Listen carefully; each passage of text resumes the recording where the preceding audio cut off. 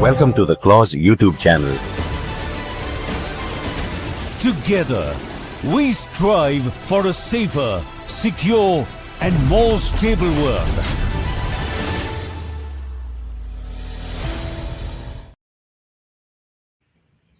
Good evening and welcome back to Strategic Frontlines, the official YouTube channel for the Center for Land Warfare Studies. We are back today with another episode on West Asia. There is a lot happening in the region, and we have with us just the person to dissect and discuss that. We have with us Col Rajeev Agarwal. He is a distinguished veteran of the Indian Army, and he's currently the senior research consultant at CRF Chintan Research Foundation. Welcome, sir. Thank you, Aishwarya, and always a pleasure to be with you. So we're so glad to have you back. And I think, like I mentioned, there's a lot of moving pieces in West Asia currently. The first part of this podcast, we'll focus on the most recent and something that everybody's reading about, which is the Iran-US negotiations. On this channel, previously, we've discussed the protests in Iran, the growing possibility of an American strike. And now that has sort of lulled a little bit. We had Iranian and American officials meet on the 6th of February in Oman. From the American side, you had the special envoy to the Middle East, Steve Witkoff. You had Jared Kushner. And interestingly, you also had the CENTCOM commander who was there for the meeting. Yeah. Post the meeting, we have had the Iranian foreign minister say that it was a good beginning and the discussions were exclusively nuclear. We also have the presence of Ali Larjani in Oman currently, which is being touted as good progress on this. We've also had the Turkish foreign minister say that the possibility of an American strike right now, it's quite low. But given the way things have happened in the past, sir, I just wanted to get your opening thoughts on what you make of these negotiations. What do you think of them and how do you think they're likely to head? Yeah, I agree with you, Aishwarya. I mean, the biggest issue right now confronting the West Asia is the Iran situation and how the United States and Israel both are poised and effectively deployed to take on any kind of a preemptive action. But somehow I feel that that opportunity or that window of opportunity has closed because I felt when the protests were at their peak in Iran around the time of 12th to 16th January. That was a time when the United States and Israel could have made the best use of that opportunity to see how best they could exploit the chaos that was happening internally. But now that the regime has subdued these protests and they are back in control, I think United States also realized that it is not going to be that easy to just overrun Iran by sheer strike on its assets and the nation. So the next best was this nuclear talks, and what has happened on 6th February is nothing new as far as US and Iran are concerned. You may recall, even after Trump had revoked the JCPOA, the Iran nuclear deal in 2018, there were attempts to see how a renegotiated JCPOA could be brought about. When Biden came into power, there were 8 rounds of talks that happened before they were let off once the Russia-Ukraine war took center stage. And now again, what has happened? While US has insisted or is trying to insist that apart from the nuclear program, the other 2 issues which are more centric to Israel's concern, they are also taken care of, the ballistic missile issue or the support to the proxy groups in the region. But Iran is very clear that it has to be only a talk on the nuclear issue. Plus, they have made it very clear that there is no question of going back on a subject of nuclear issue where they just forego any right to enrichment. So they have said right to enrichment is a sovereign right and we are not going to forego of that. But however, within that ambit of how much enrichment is to be done, which does not threaten the territorial integrity or any extra dimension or external threat to Israel and the US allies, that is a point that can be discussed. So that is where the lines will have to be drawn and compromises made. So I think you've brought out a lot of very interesting points, and I would like to kind of just dissect them individually. Firstly, I want to understand, sir, how do you think Iran's posture is at present? I mean, do you think they're a bit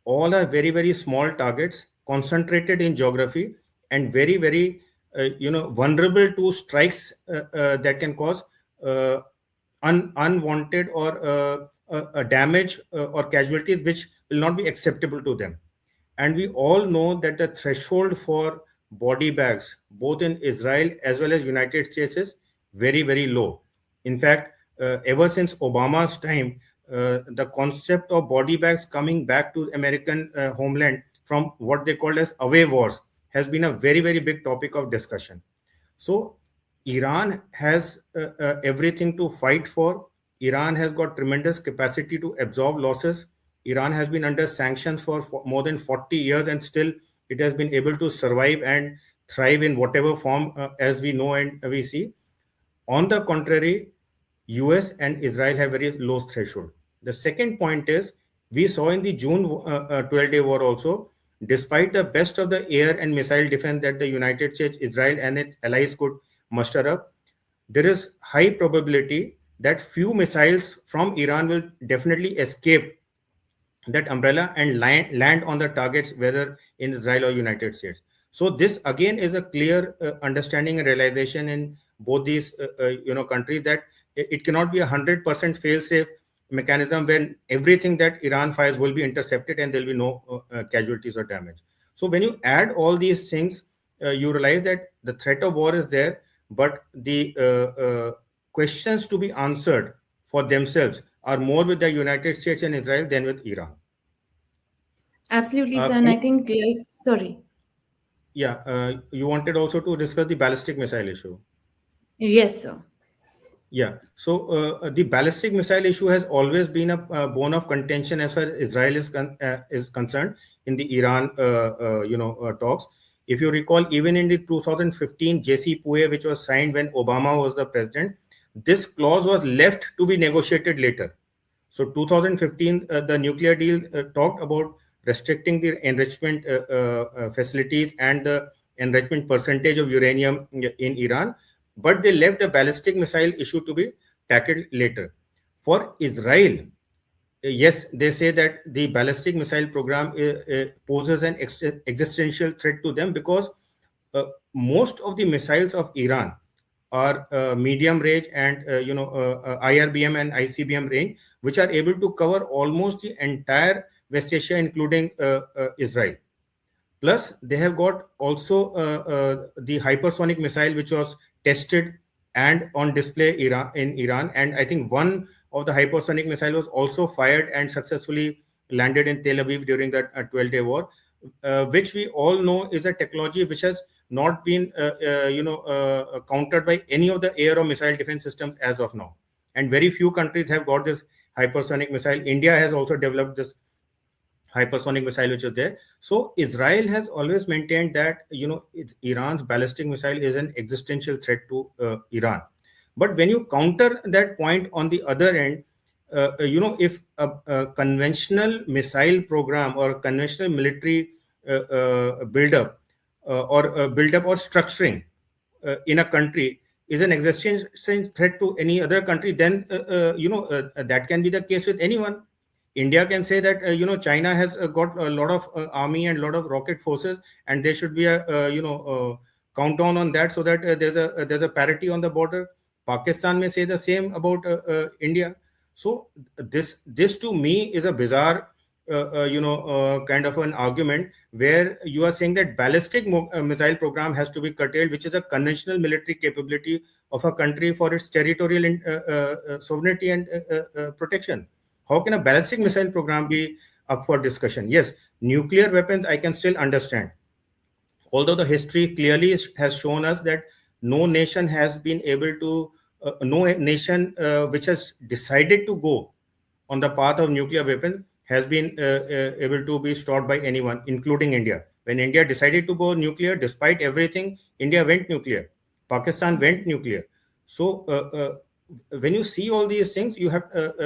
I would only say that in these talks which are happening with Iran and United States, direct or indirect, a sense of rationality has to be there in the discussions.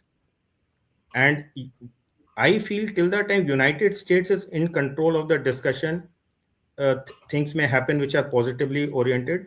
However, when Israel's perspective comes in and the pressure from Israel comes in, that is where the talks, seem to go haywire. And as per reports, Netanyahu is traveling to Washington this week or next week to again have a word with Donald Trump on how the 6th February talks went, and how they are feeling let down by the missile issue, etc., not being part of the talks.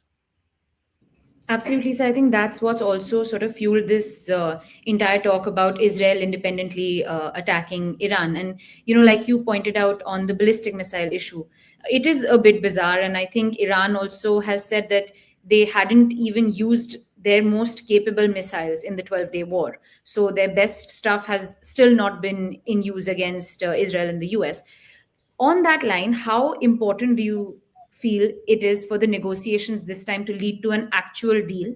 Because Iran has said that if there is an attack, they will attack regional bases in neighboring countries, not an attack on these particular countries themselves, but on the American bases in these regions. So, what do you think if these talks don't go through the way they're trying to? What is the likely regional fallout of this situation, and how, in an already influx region, is that going to shape regional and otherwise global dynamics? So, Aishwarya, like I said a few minutes back, to me, the window of opportunity for United States to strike Iran has closed. Now it is more of a off ramp that they are looking for, to de-escalate and go back to some kind of a a cold peace kind of a scenario which existed earlier. And you could find a clue in what was said after the 6th February talks, when they said that Iran said that we are up for negotiation as far as the extent of enrichment is concerned.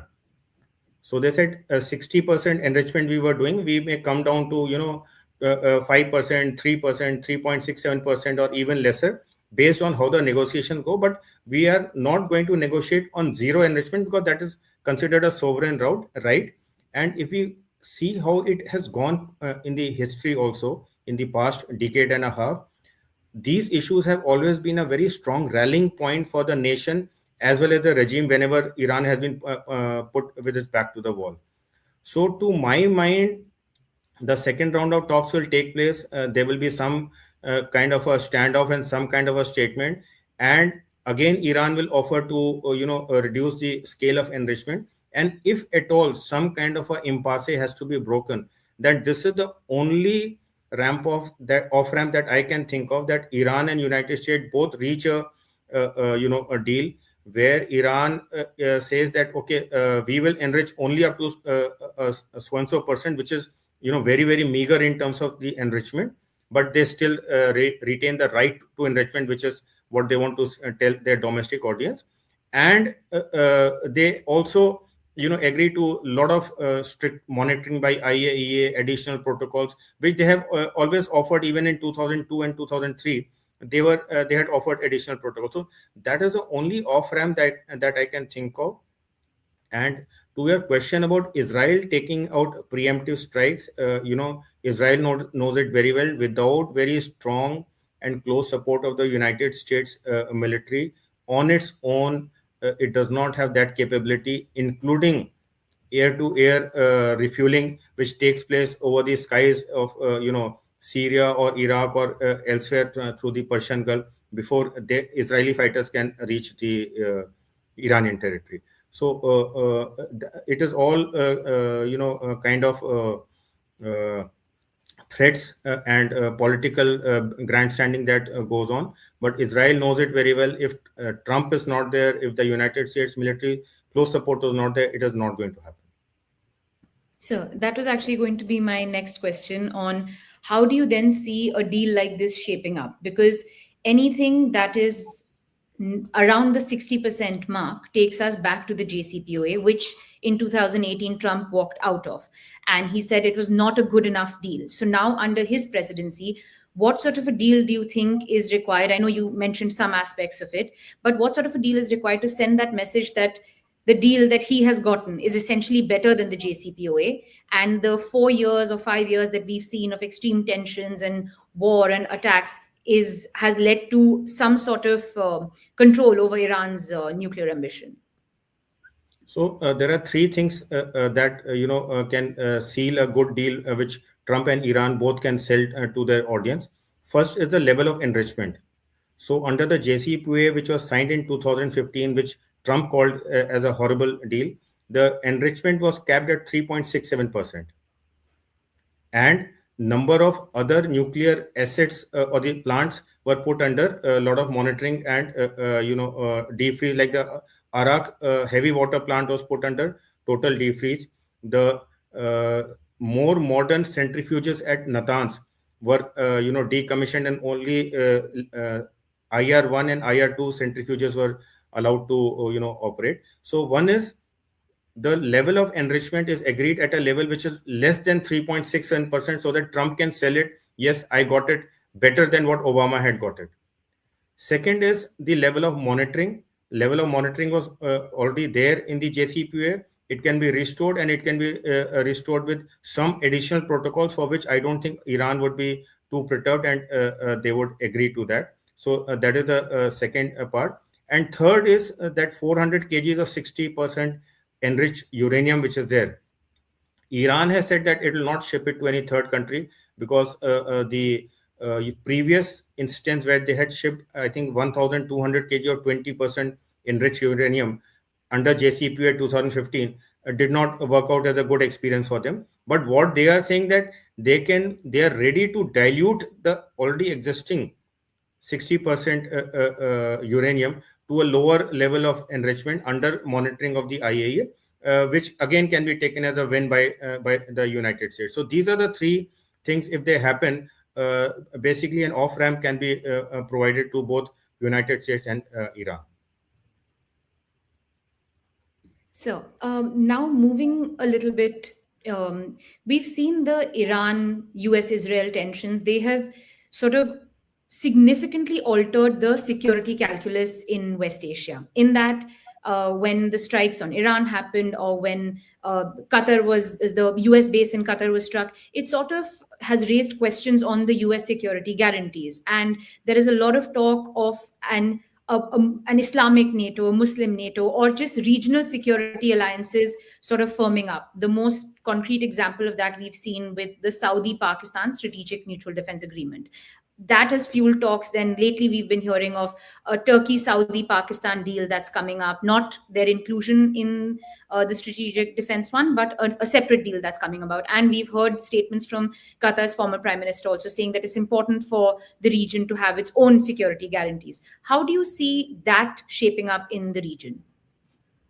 So you're right, Aishwarya. There's been a lot of flux that is happening in West Asia for last 1 year, and especially after what Qatar experienced in June 2025, when Iranian missiles reached successfully Qatar and targeted the US base.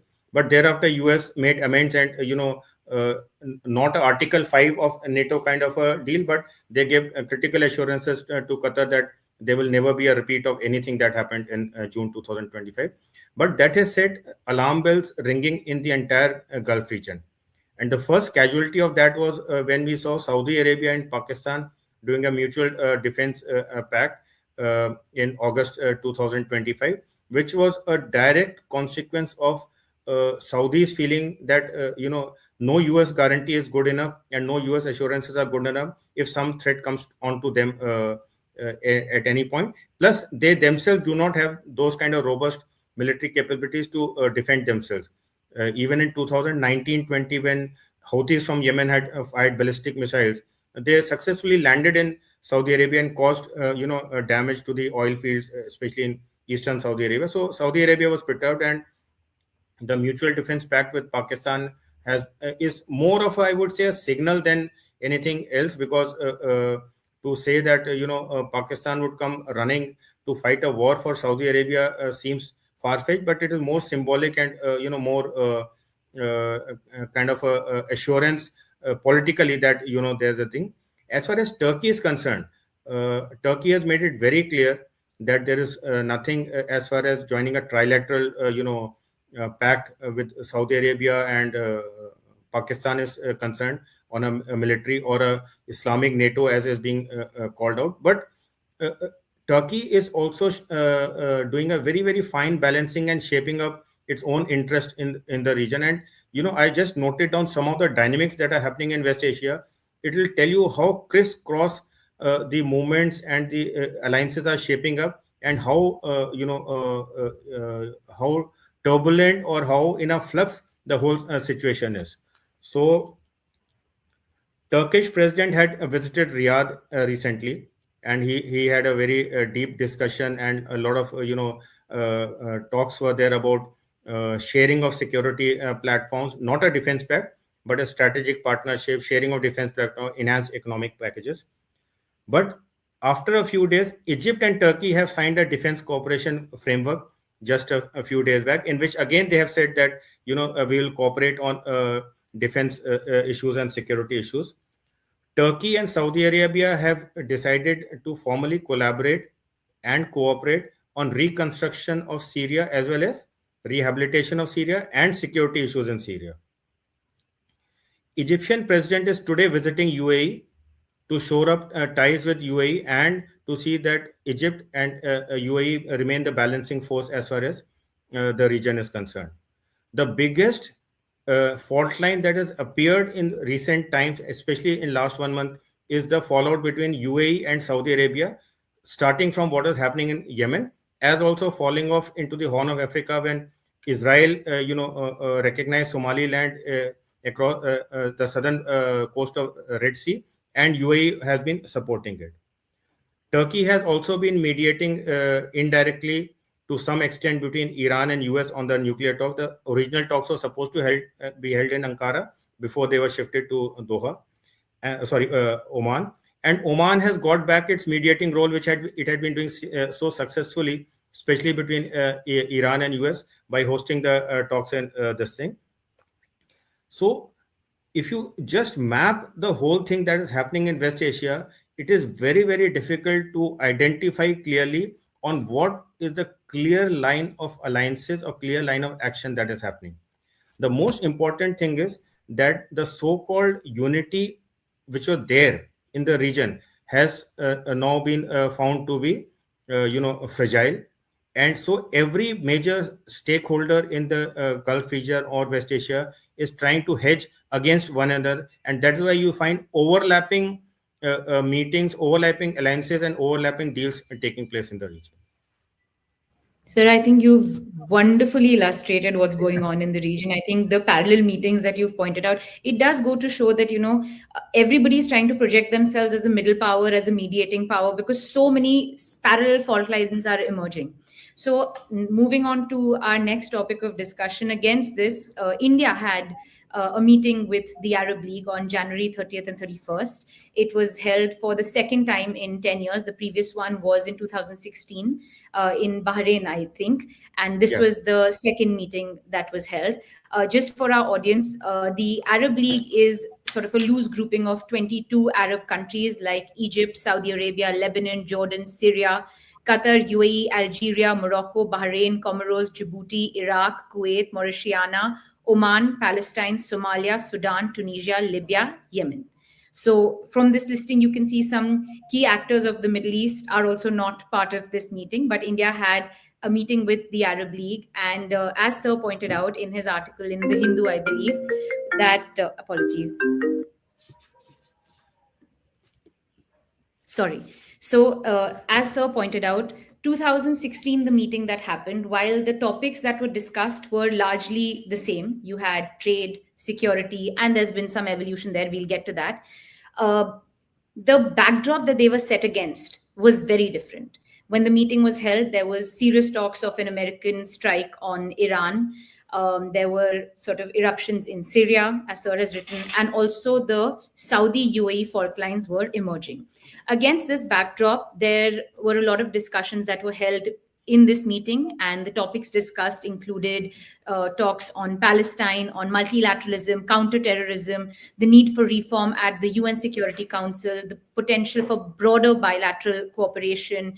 Fintech was another topic that was discussed, and the implementation of the executive program of 26-28, which included a lot of meetings and events to be held in the future on healthcare, on food security, agriculture, health, startup infrastructure. So, sir, my first question to you on this line would be, what do you think was the importance of such a meeting, and what were the key takeaways of such an interaction? So, Aishwarya, like you have pointed out, the 22 nations, and if you again map it on a regional map, you'll find that the almost the entire West Asia and North Africa region, the Muslim countries form part of this, and Arab League, we've had a uh, coordination or a MOU since 2002, but individually with countries and broadly with the region, we have had thousands of years of a very very strong relationship, whether it is trade or people to people tie, etc.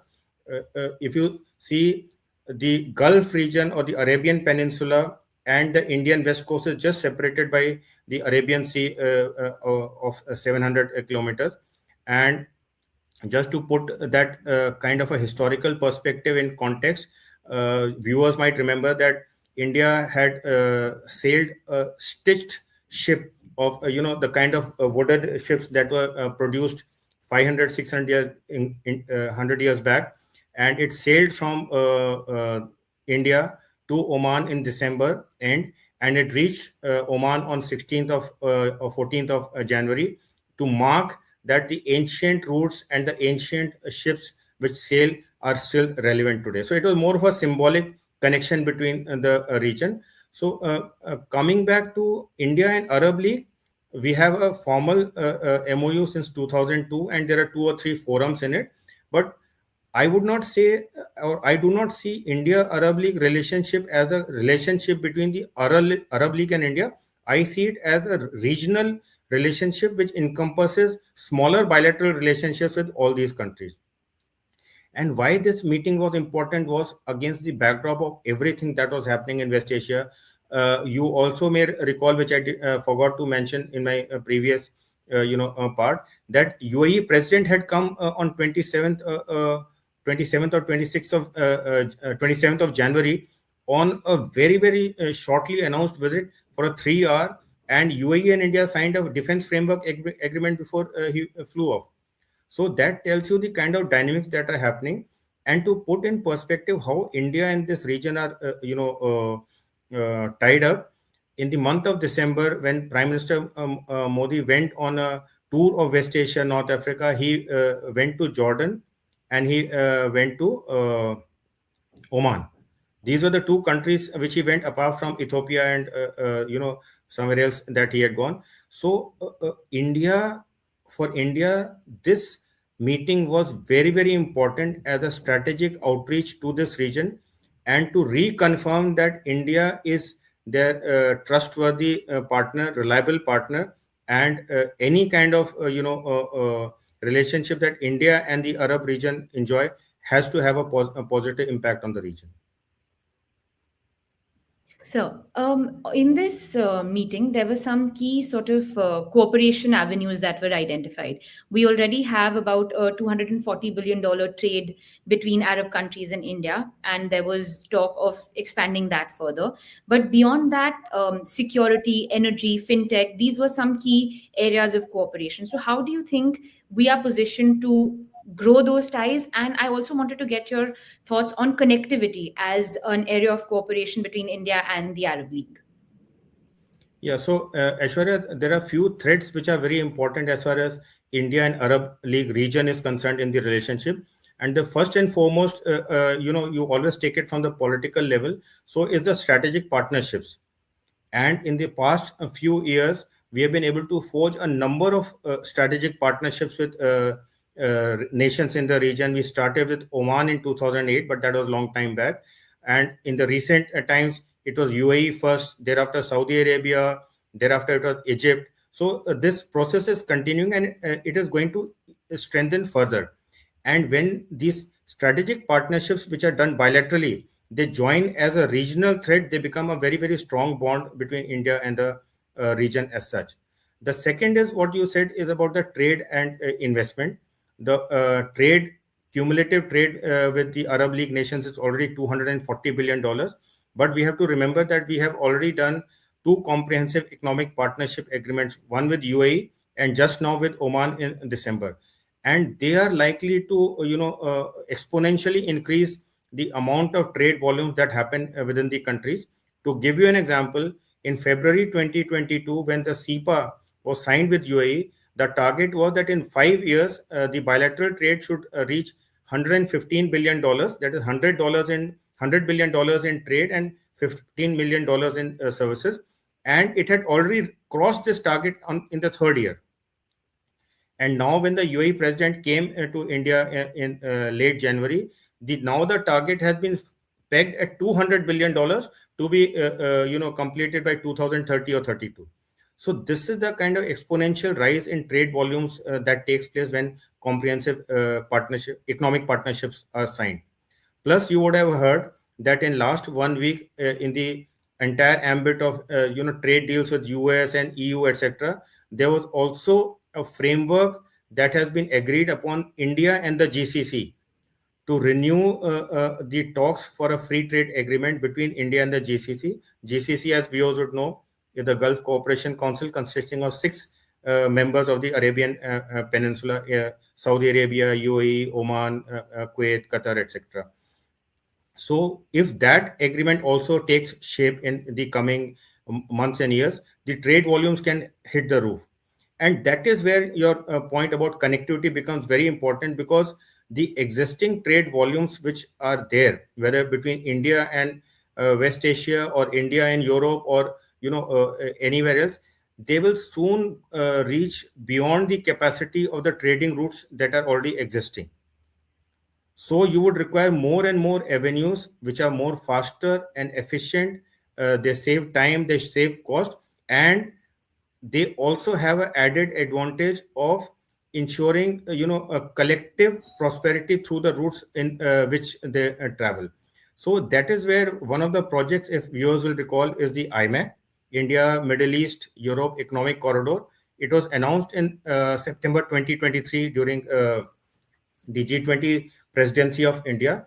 And now I feel, with all these trade deals happening and the trade volumes increasing, and a favorable situation with US trade deal and the EU FTA, IMEC is all set to take off in its right earnest. Wonderful, sir. I think those are about all the questions that I had. And I think you've beautifully summed up everything that's going on in the region. And I hope our viewers benefit from this. And I think it was very comprehensive. Most of the aspects of everything that's happening have been touched. I would like to greatly thank you for coming on our channel and sharing your views. Good evening, sir, and good evening to our viewers. Thank you, Aishwarya. It's always a pleasure to be on your show, and I look forward to discussing further how as these developments progress. Thank you.